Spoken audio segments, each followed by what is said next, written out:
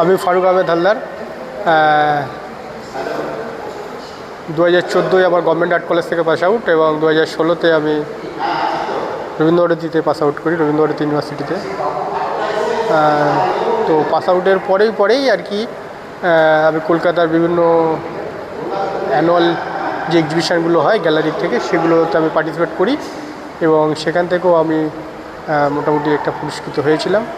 পরবর্তীকালে আমি 2020 সালে আমি ন্যাশনাল অ্যাওয়ার্ড পেয়েছিলাম রাষ্ট্রপতির হাত দিয়ে।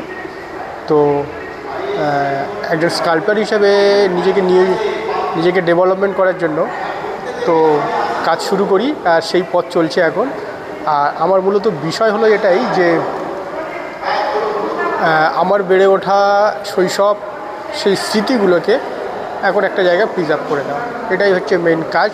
আর তার সাথে সাথে আমার শিক্ষা দিয়ে সেগুলোকে ইমপ্রুভ করা, কনসেপচুয়ালি সেগুলোকে আরও এগিয়ে নিয়ে যাওয়া। আর এই হচ্ছে আমার কাজের ধরন। আমি বেসিক্যালি চাইল্ডহুড নিয়ে কাজ করি, আর এই কাজটা একটু আলাদা। এটা হচ্ছে কি আমাদের এই দক্ষিণ চব্বিশ পরগনার একটা খুব আদি বলতে পারো একটা ঠাকুর, যেটাকে সাধারণত বারা ঠাকুর বলে, আর এটাকে অনেকে দক্ষিণ রায়ও বলে থাকে। এটা দুটো আরেকজন আছে, সেটা হচ্ছে মেল এবং ফিমেল।